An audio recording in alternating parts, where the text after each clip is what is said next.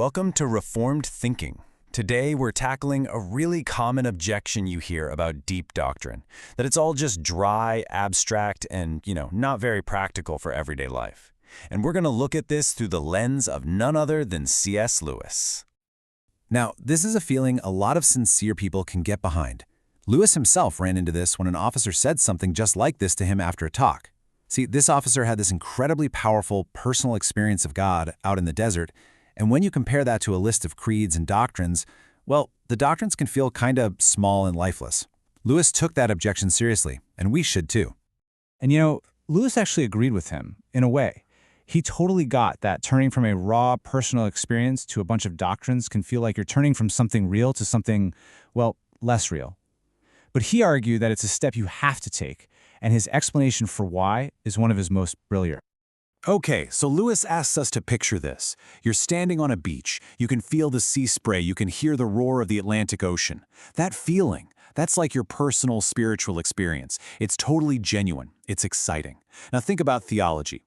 He says that's like a map of the Atlantic. The map itself is just, a piece of colored paper. But, and this is the key, it's based on the combined experiences of thousands of sailors who've actually navigated that huge ocean. Your little glimpse from the beach is real, for sure, but the map is what pulls all those real experiences together into one coherent picture.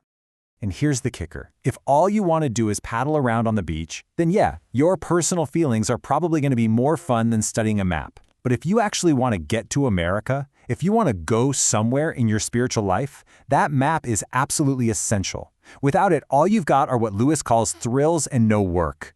And let's be honest, in today's world, ignoring solid theology doesn't mean you have no ideas about God. It just means you'll probably end up with a bunch of bad, confused ones. So what's a really important point on this theological map? Well, it's a distinction Lewis saw as central to the whole Christian faith. The difference between begetting and making. It sounds pretty simple, but the implications are just massive. First up, let's talk about begetting. To beget something is to become its father. The main idea here is that what you beget is the same kind of thing as you are. A man begets a human child. A beaver begets little beavers. It's about reproducing your same nature. Now, making or creating, that's different. When you make something, you're producing an object of a totally different kind from yourself. A man can make a radio, or he can make a statue.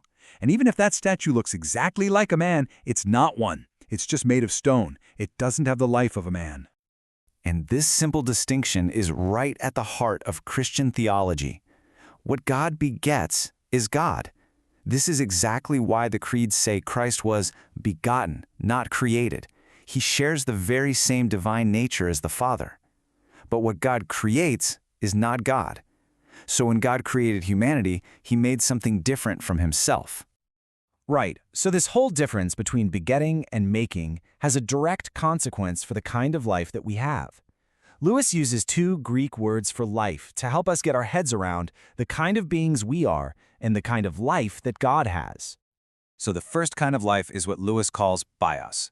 This is just biological life. It's the kind we all have, we all share. It comes to us through nature. And just like everything else in nature, it's temporary. It runs down, it decays, and it needs constant help. Food, water, air, just to keep going.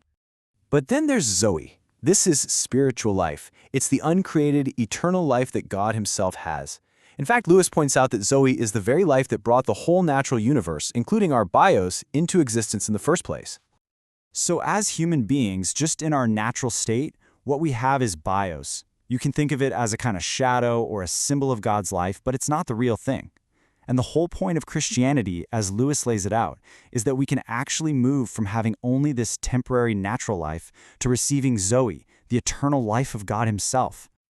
Okay, so how do all these pieces fit together? You've got the map, you've got this idea of begetting versus making, and you have these two different kinds of life. Lewis pulls it all together with this one incredible image that really describes our situation and our potential. The logic kind of builds like this. First, God created man. He didn't beget him. That means man is of a different kind, sort of like a statue is to its sculptor. A statue has the form of a man, but it doesn't have his life. In the same way, while we're made in God's likeness, we have bios, not the zoe that is God's own life. In our natural state, we are, in a sense, living statues. And this brings us to Lewis's absolutely stunning conclusion, one of his most famous lines ever. This world is a great sculptor's shop. We are the statues, and there is a rumor going around the shop that some of us are someday going to come to life. And the Christian claim is that this rumor is true. That deep, sometimes difficult doctrine isn't just a map. It's the map that shows the way from being a stone statue to receiving true life. Thanks for joining us for this explainer from Reformed Thinking.